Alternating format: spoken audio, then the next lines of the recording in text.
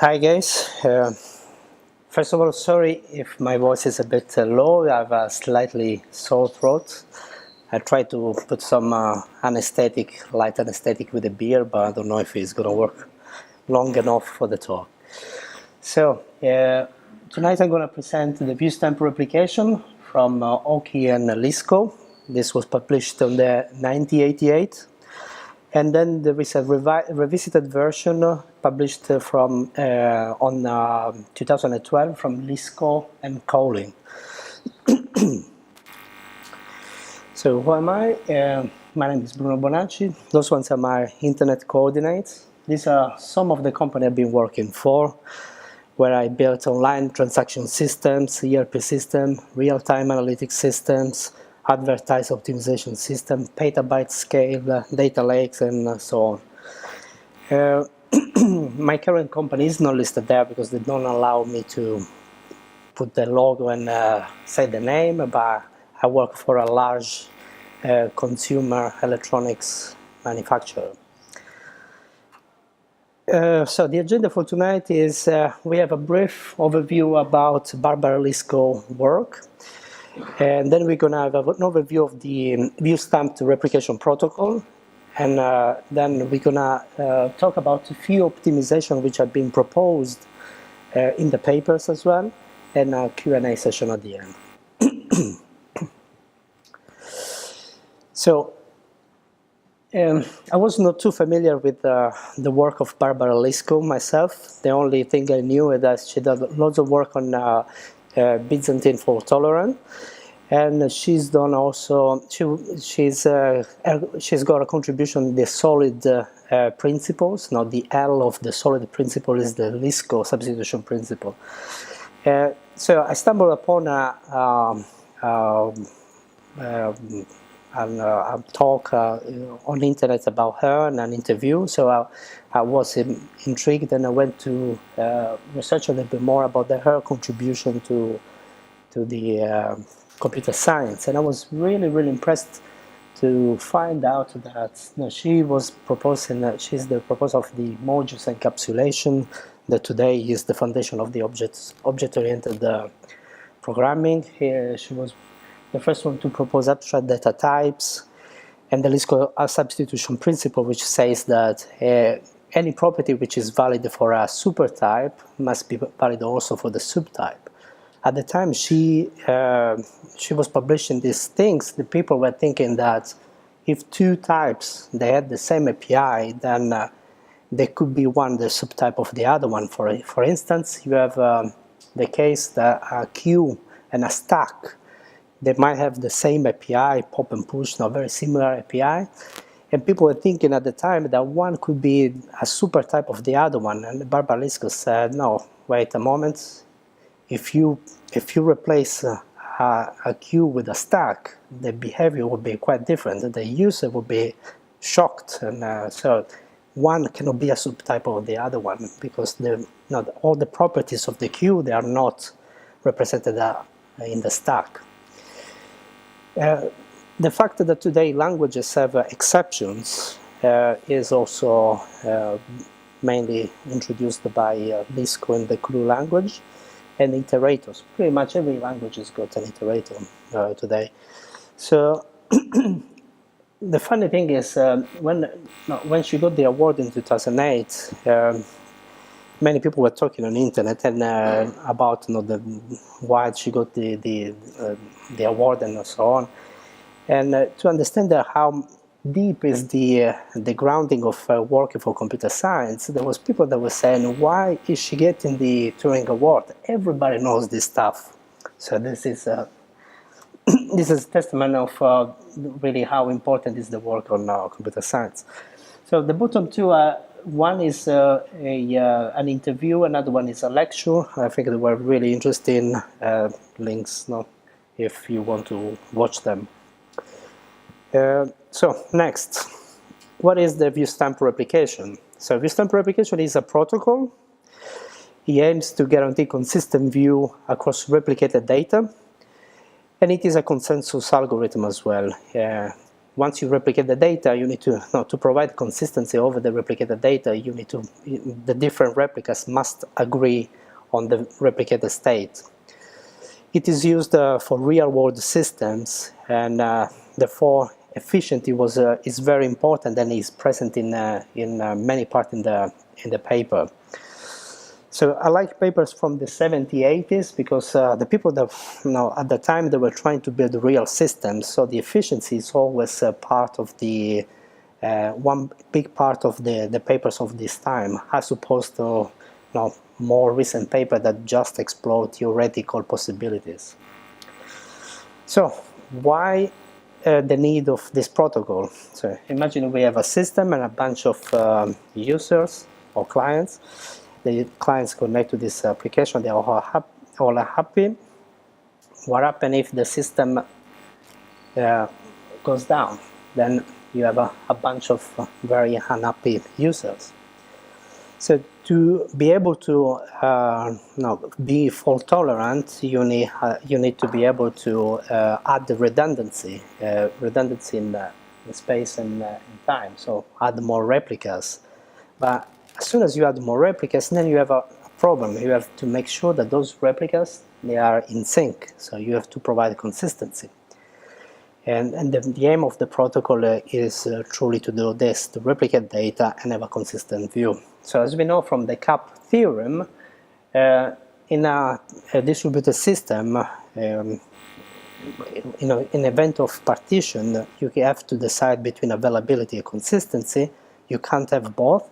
In this case, the system is choosing about consistency, so it wants to provide a strict serializable view across the data. So what are the basic concepts which are used in this paper, or which it relies upon? So the basic concept is the state machine replication. The state machine replication says if you have an operation log, which is a append only log, which contains deterministic functions, and you have an initial state, if you apply every single operation in order to the state, you end up at the end with a final state. And if you take that state machine, so the operation log and the initial state, and you replicate on other machines, on other locations, and you repeat the same process, you will end up with the same final state. So this is pretty much how almost every single database is built in the world, and they have a commit log, and the commit log is guaranteed. If you replicate the commit log, you reapply the deterministic function, you end up again with the same state. So the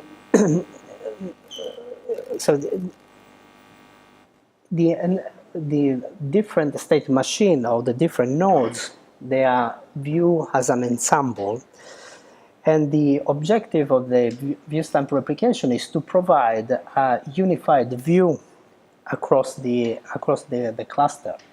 So in this case, we can see that two-state machine, they have a slightly different instruction at the end, but from a client perspective, what they see is a unified view. So this is what the majority they see.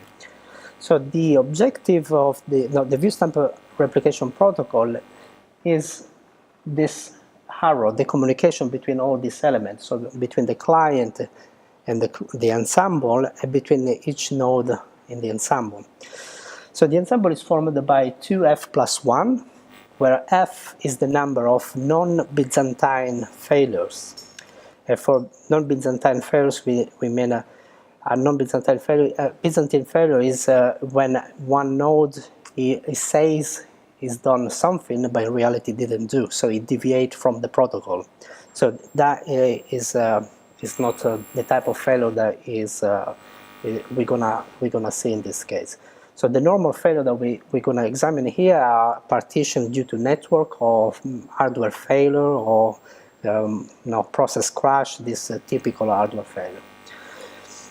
So let's see how one of the nodes or replica is built. So we have an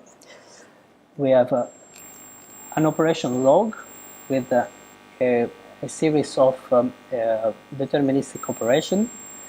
We have an operation number, which is a monotonic increasing number, and indicate the last inserted, the position of the last inserted operation in the log. You have a commit number, which is again a monotonically increasing number, and is the expression of the last operation which has been processed in the system.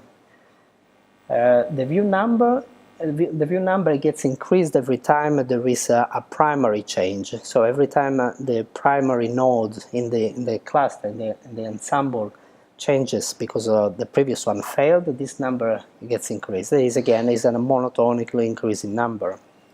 Then we have who is the current primary replica, and status. We're going to see the different status of the system, and obviously there is also every node needs to know who they are, the other replica in the ensemble. So here we're going to see in quite detail how the requests are processed. So in this section we're going to see the client making requests, how the requests get propagated to the other nodes, and how it is that the protocol ensures that all the nodes they end up eventually to get the same view at the end. So we have a client. Every client has got an ID, a unique ID, and the client communicates only with the primary.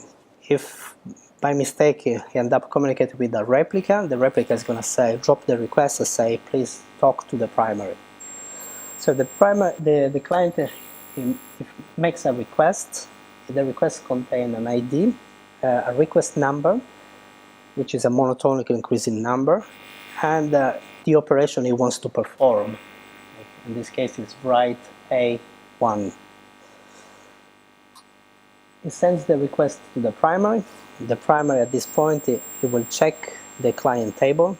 So the client table is used to as a cache to cache the responses from the clients. So because it might be that the response has been already sent to the client, but for some reason it never reached the client. So the client must be allowed to reissue the same request. And if the primary sees that the request 32 is in his client table, then he can send the previously computed response directly without having duplicate requests.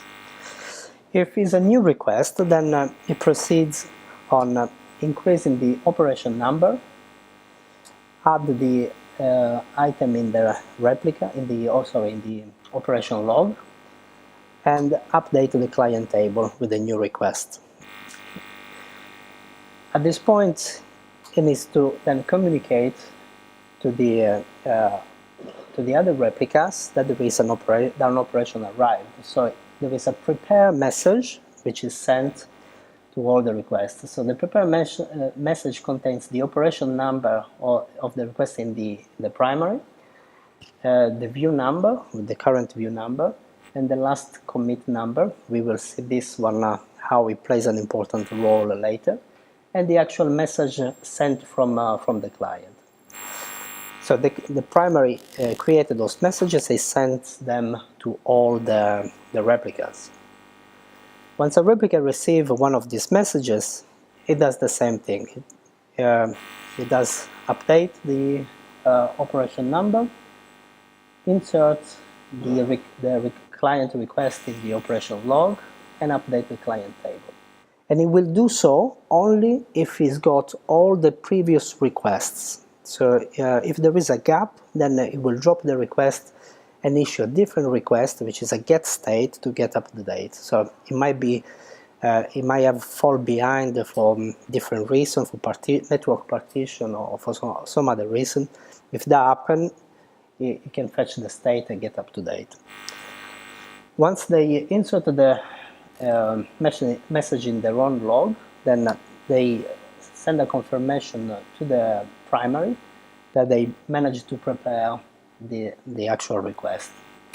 So they send back this to the primary. So when the primary receive f plus 1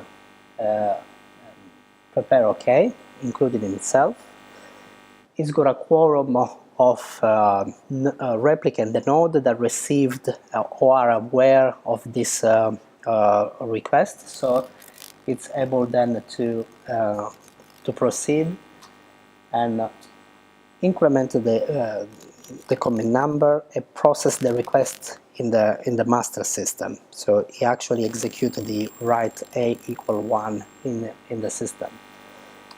And he creates a reply request and he sends the response back to the client. So at this point we completed the one request, but there is the primary which he actually committed and performed the request, but the replicas, although they know about the request, they haven't performed the request in their own systems. So the write a equal 1 has been performed only on the primary. So how the replica get to know when is the right time to perform the request?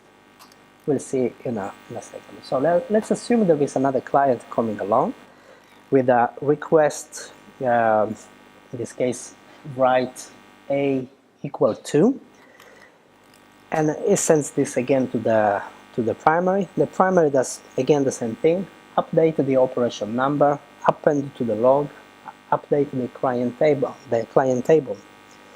At this point, it's gonna create a prepare message, and in this case, it says op number 2 and commit number 1.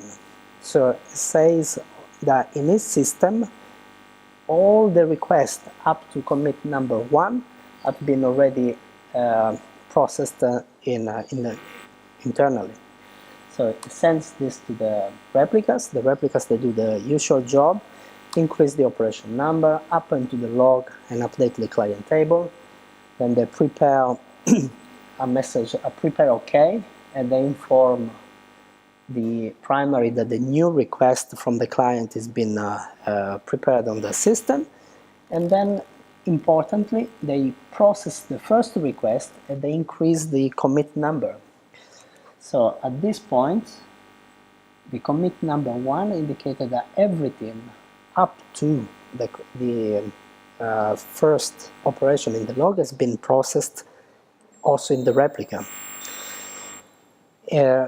So what happen if the system is got a low number of request rate? How long the client need to wait before applying the operation as well? In such cases, then the primary will wait for an amount of time. If no requests are issued from clients, what it will do is it will create a specific message, which is called commit message, to inform the replicas about last commit number. So it will send this to the systems, and the replica that will update their own commit number and process the operation. So basically, this prepare request and commit request act a bit as a heartbeat for the primary to let everybody know they're still alive.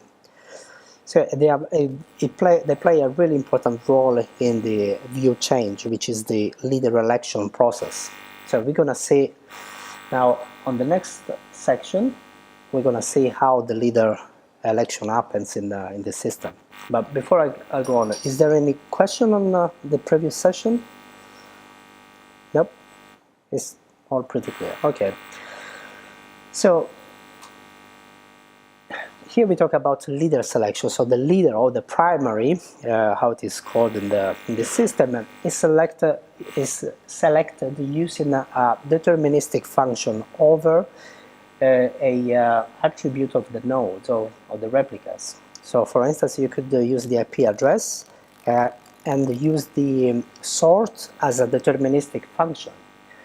So you take all the nodes, you sort them, you get a deterministic order of all the nodes. Then all the replicas, in turn, in round-robin fashion, they will replace the previous primary when it fails. So the first primary is going to be replica 1, then when that one fails, it's going to be replica 2, and then replica 3, and so on. For me, this was like a touch of genius. If you know how Paxos or Raft works, where you have a candidate that step up and ask for votes and then waits and then they step down. This is like so simple and so clear. It's just that you're going to be the next primary, so you better get ready. Yeah. So the reason Raft does that is because it wants to make sure the best replica becomes the leader. You might come to this, so come to sharp. But what if you pick round robin replica 3 happens to have missed some updates, and then it becomes leader? Oh, sorry, we're going to see that one in the protocol. So the part of the protocol is to update the nodes. They're going to update themselves before becoming primary. So what happened in reality, and what is being studied and happened in reality, is that the next primary is typically either up to date or maybe 1 or 2 messages behind, so it gets updated very quickly, and the cost of the update is very comparable to the time it takes you to do a election turn and step up and ask everybody else votes, and so there is no big difference in or major advantage on doing so. So how this happened? So let's assume this ensemble R1 is the current primary. Is the one receiving the request from the client. When you receive a request, it just does fan out to all the other replicas with a prepare message. Every replica it does prepare OK and send back a message to the primary. So there is no n square communication, but nodes, the replica, they communicate between each other only during the view replica. On the normal case, it's just everything goes to the master propagate to everybody else just replies. So let's assume that R1 it gets a network partition or hardware failure. At some point, one of the nodes is gonna have a timeout that say, I didn't receive a prepare or commit message in a while, so I assume that the node is dead. It's going to change the status to view change, and then it's going to send a start view change message to all the other replicas with a view number which has been increased. So the initial view number is 1. If he realizes that the one node it could be dead, then he says, okay, view number 2, start view change to all the nodes. All the nodes, they're going to start sending back also the start view change to everybody else if they agree, and it says if the nodes they change the state and they send back the start view change. If any of the replica receives f+1, so a quorum of start view change, it means that the ensemble agree on the fact that R1 is dead. At the point, they issue another message to the next leader, the next primary. So they say do view change with the view number 2, and they all send this do view change message directly to the new primary. So the new primary is going to receive the do view change message, which contains the operation log of the replica, the op number and commit number of each replica. So it gets the information from everybody else, and at that point the new primary, R2 in this case, it can take the most updated operation log and commit number and operation number, and it becomes the new primary. It changes status to normal, and it starts processing client request as usual. In the meantime, it creates a new message called the start view, and it sends the message to everybody else. It says, now we can start processing again, and it sends the new primary operation log to say that's the new state of the world. Everybody take the new, every other replica takes the new op log there and apply to the local system. After some time, R1 might be coming back alive. Maybe the partition is resolved. So what happened is, at this point, it's going to start receiving messages from the new leader that says, prepare this new request. In the prepare, it's going to notice that there is a new view number that is bigger than what it believes is the current view. So it's going to say, okay, I'm out of date, and it's going to put itself as change its state and say fetch the state from any of the replica. So to get all the operation which have been processed while it was crashed or was in partition. So the node is going to reply with new state, and the portion of the log, so just the section of the log from last commit number. So it's going to say, I got up to operation 120, and maybe the replica now has got 125, so it's going to send everything from 100 onwards. It's going to send this back to the primary. The primary apply the changes, it goes back to normal, and everything goes on with the normal processing. And that's how the primary is moved across the there is no proper election. It's just when the previous one dies, the new one takes over, and everybody knows who is going to be the next one. In this case, if R2 will fail, then R3 will become the next primary, and so on. Is there any question on this section? Yep. In DP change and start view, why do they should hold op log rather than? They need to send the op log because they could have an operation which is not maybe on the primary log. Maybe the primary is because when the primary sends prepare messages to all the replica, it doesn't wait for everybody to reply before it moves on. It waits for a quorum. So the new primary, it could be in the minority that didn't reply fast enough because it's got a lag, because it's getting slower, things like that. By sending the do view with the operation log to the primary can compare everybody else view against this one. They say, oh, that guy has got a more updated version of the world because he's got requests which have been committed and added from my client, which has been already accepted, and I didn't know about. So he takes this information, he applies it to his own state, and then he says to everybody, this is the latest state of the world. That's it. Yep.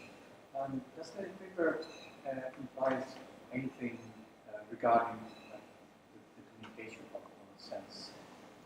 Say R1 comes up back online, it's kind of assuming that there's a way it's announcing itself to the network. I'm just wondering if it's implying UDP, is implying it's got the same IP address, or it's not that so no, we're gonna see when it comes back alive, it's gonna just wait for requests because it believes it's the primary. So it's just come back alive and said, no, I'm the primary, I should be getting requests. So just wait there for client request. But at that point, it's going to probably receive requests from the current primary and say, look, prepare this request. And notice that there is a higher view number. So you say, oh, so it's me, I was behind, and get himself up to date. It's assuming some way that the message is received. Like going to have the same IP address. Yeah, so for a different IP address for the protocol is a different node. So if you change IP address, like in Zookeeper or other things, it's a completely different identity. So for that one, there is one extension to the protocol that we're going to see later, and it's called the reconfiguration. So we're going to see how that is possible. The nodes really big, how can we deal with that? Sorry, say it again? The nodes really large, yeah. That seems quite inconvenient. Does it have some like translation or checkpointing or something? Yeah, so the question is, what happens if the log is 2 terabytes, so it's very large? So the protocol itself is designed to be executed totally in memory without the required disk for the execution. So it is proved to be correct by just running memory. So obviously, like you noted, it is impractical to send 2 terabytes of data every time someone goes down. So we're going to see later how optimization can solve this problem as well. Okay? So we're going to see now the protocol optimization that makes this protocols like a good candidate for real-world application. And the first one is the use of persistent state. Although the persistence is not required for the protocol itself, so we can use the persistence to save a portion of the log or into a persistent store. So in case of failures, we can just go up and have just the part of the log which has been populated while the system was down. So this speeds up a lot the recovery from a failure. And the fact that it's not required to run the protocol, it eliminates another problem. If it is required for the protocol, then you have to decide when do you fsync on every single request, on every time you add something to the operation log. So these writes, they're going to be pretty small, and they're going to make your fsyncing very inefficient. Because it's not required, then you can fsync in background and making the best decision to make it efficiently. So obviously, this is, as you said, no, it's not required for the protocol correctness. What they did is to try to propose the simplest version of the protocol possible, so that it's easy to talk about the correctness of the system, and then propose a number of optimizations which don't change the protocol structure, but they make the system quite realistic. So the next optimization is the use of witnesses. So what they say is that if you have an ensemble, you can use f+1 nodes to actually run the protocol and run the operation on the state, and you can have the remainder of the nodes just being witnesses during the view change protocol. So they do not participate on the prepare request and the execution of the state, on the propagation of the state. They're just there to witness when a view change happens and to vote on that. So I guess this one is more useful when you have a large number of nodes. I wouldn't see how this could be useful in a small cluster. The next optimization is batching. So batching could be done on the primary.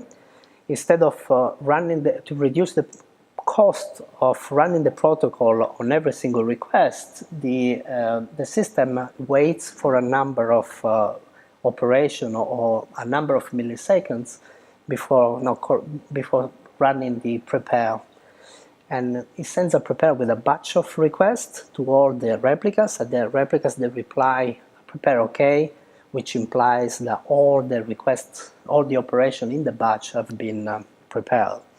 This one greatly reduced the cost of per request of running the protocol. There are several strategies of batching strategies that could be used. For instance, it could be waiting for a fixed amount of time, like 20 milliseconds, and send anything that you got in those 20 milliseconds, or of fixed size, depends on the system. It could be done also the same at the client level. So a client could wait a number of milliseconds, batch up a number of requests, and then send the batch directly to the primary, and the primary run the protocol for the entire batch. So as you can see, if you have a high volume, high throughput system, then there is techniques that could be applied to simplify and make it more efficient. The next optimization is regarding read-only query. Read-only query do not need to survive view change because they don't change the state.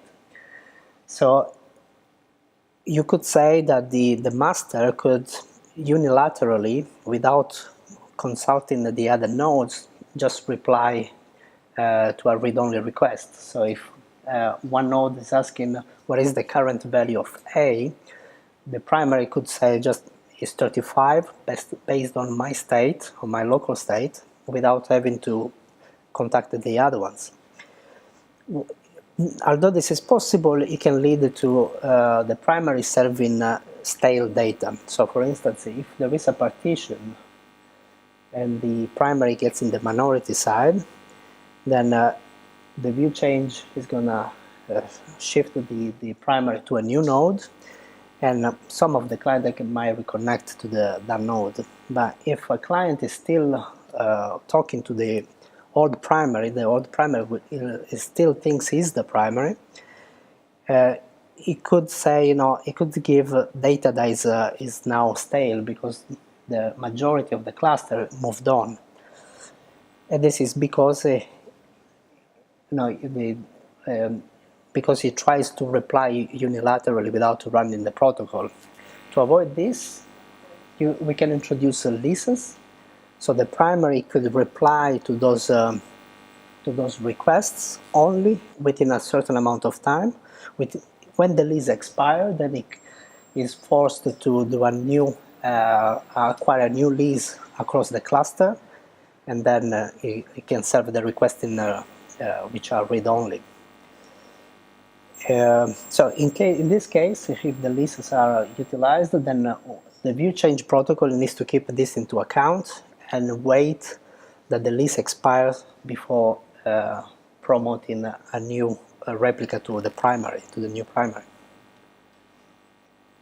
So another possibility is to have read-only requests going into the replicas, and this is possible only on a system that can cope with the eventual consistency. So that if it is okay to get a possibly not up-to-date version of the world. However, it is useful in this case to be able to track causality. For instance, if the client makes a request to the primary and say write A equals A plus 1, and then it wants to read back the value of A, then the primary could reply, okay, this was the operation 75 in my operation log. And then the client can issue a new request to any of the replica and says, what is the value of A at an operation number 75? So the replica is going to reply only and only if it's got a commit number which is greater or equal to 75. So which means that it's already got the request from the primary and it's already applied the changes in its own local state. So in this case, a client could directly ask requests to the replicas, and sometimes get no stale data or not up-to-date data. If it is semantically correct for the system that you build and you accept this fact, it could be okay. But you still have a way to track causality of your own actions. So last optimization that is mentioned in the paper is about the reconfiguration. So what happens if I want to shrink or enlarge the cluster? If I want to completely replace the cluster with a new set of nodes, maybe more powerful machine, or just in a cloud environment you want to elastically scale out, scale in. So in this case, they introduce a new state called transitioning, a new property called epoch with a monotonically increasing number, and a property that track the older configuration of the cluster. And the protocol that we run is very similar to the view change, but it's done on a different level. It's done on the cluster itself. So one client, presumably a special client with an administrative power, is going to send a request and say, I would like to do a reconfiguration of this cluster, and this is the new configuration of the cluster. So in this case, I have 3 completely new nodes. When the primary receives this request, what it's going to do is going to process as a normal request, but as soon as it processes this one, it's going to stop accepting requests from the client. It's going to still do the prepare message to all the replica and wait for f+1, including himself, so a quorum of responses, so that a quorum of nodes that know about the reconfiguration. Once that part is done, then it's going to issue a start epoch with a new epoch number. As we see here, there is epoch 1, and it's going to include the new configuration and the older configuration. It's going to send this to the new nodes. At this point, the new nodes, they issue a get state to transfer the state from the previous node, because presumably they are empty. And once they get up to date, the new primary is gonna then issue a epoch started to inform everybody that now it's gonna start processing, it's gonna switch to normal and start processing requests. Once the old replicant nodes, they receive the epoch started, then they know that they can shut down, it's safe to shut down. So in this way, it is possible to completely reconfigure or to just add the new nodes, or just even remove nodes from an existing cluster in a safe way. And I think it is easy to understand how this it could be done, preserving all the information. So in conclusion, we've seen how Viewstamped Replication is quite a very interesting protocol and consensus algorithm.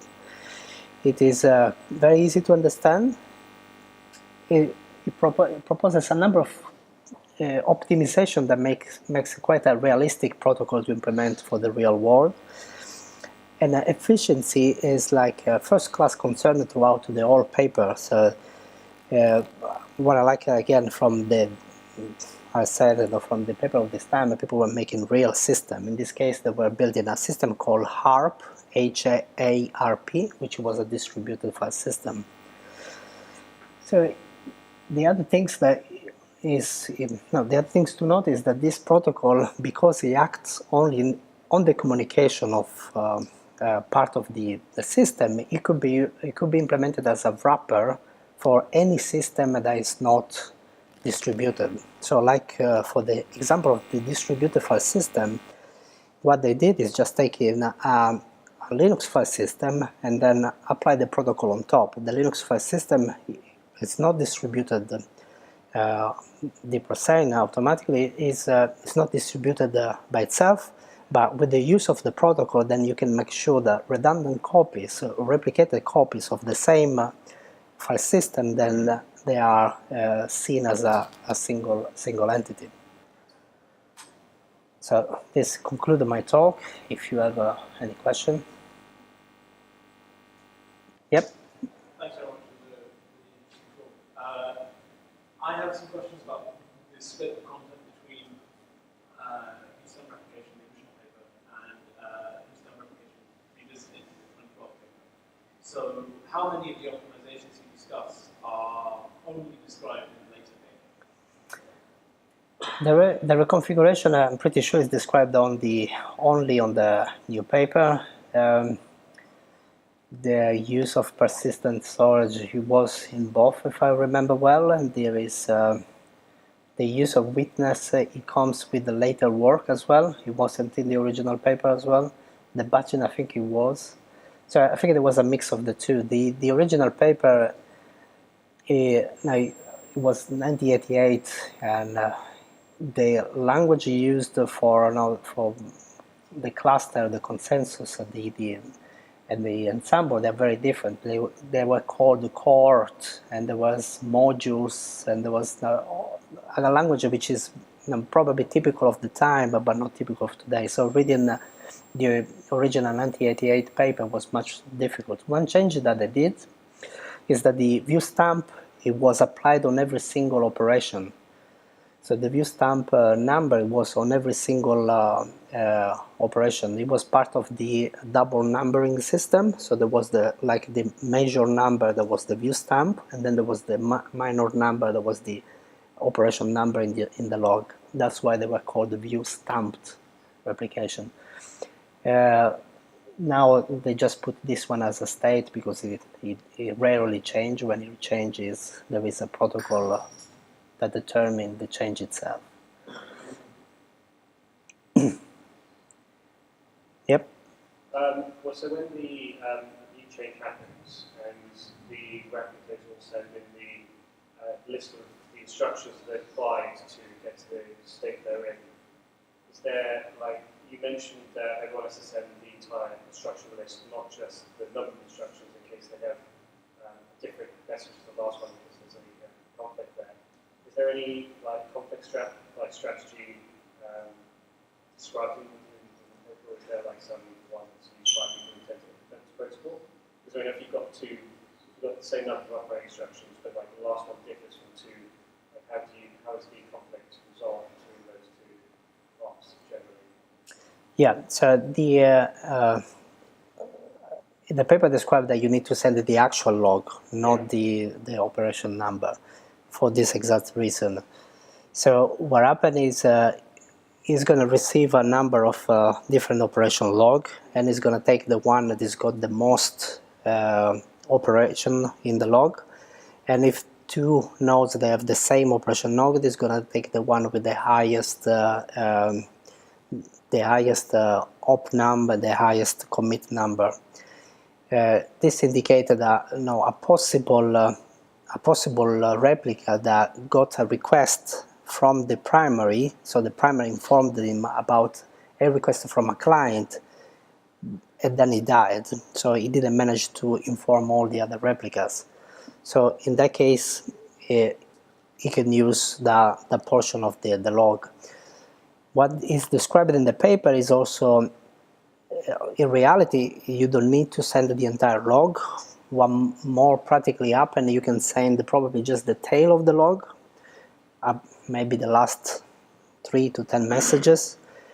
And if the new primary then it sees that is not up to date, so let's assume he's receiving the tail from all the nodes, from 3 to 5 nodes in the cluster. If he sees that himself is behind, then he can issue a get state to fetch the missing bit. So there is practical application of this part as well.